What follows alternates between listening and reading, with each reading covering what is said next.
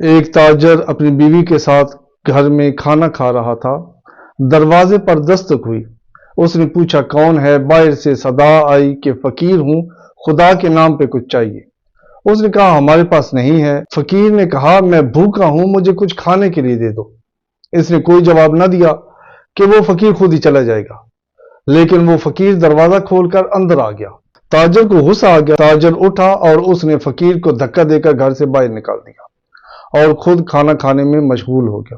اس کی بیوی نے اس کی سرزنش کی کہ یہ تم نے غلط کیا ہے، جب ہمارے پاس کھانا تھا تو تمہیں چاہیے تھا کچھ کھانا اس کو دے دیتے۔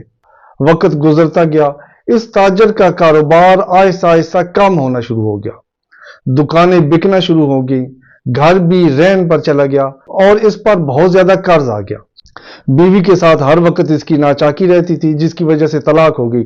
اس کی بیوی نے اس سے طلاق لے لی اور کسی اور کے ساتھ شادی کر لی۔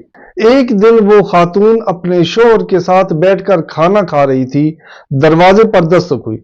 اس کے شوہر نے دروازے پر دیکھا تو ایک فقیر تھا جو بھوکا تھا اور کھانا مانگ رہا تھا۔ اس کا شوہر اس کو گھر لے آیا، اس کو کھانا کھلایا۔ کھانا کھانے کے بعد اس فقیر نے دعا دی اور چلا گیا۔ اس شخص نے اپنی بیوی کی طرف دیکھا تو اس کی بیوی پریشان تھی۔ اس نے پریشانی کی وجہ پوچھی۔ پہلے تو اس کی بیوی نے وجہ نہ بتائی، لیکن جب اس نے بہت اصرار کیا تو اس کی بیوی نے کہا یہ فقیر جو ابھی آیا تھا، جس کو ابھی تم نے کھانا دیا ہے، یہ میرا سابقہ شوہر تھا۔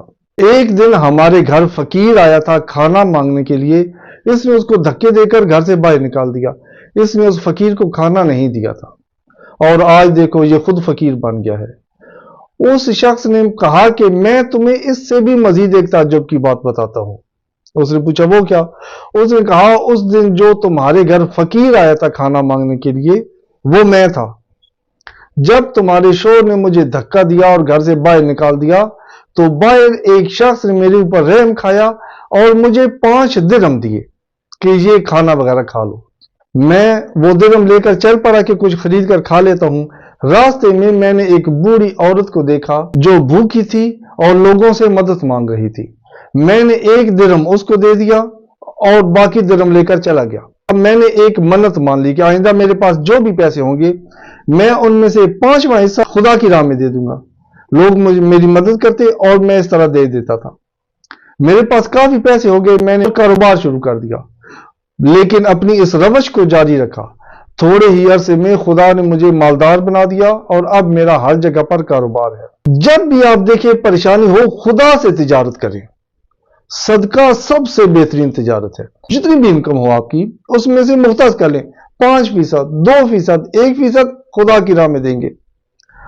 صدقہ انسان کی نعمتوں میں اضافے کا باعث ہوتا ہے۔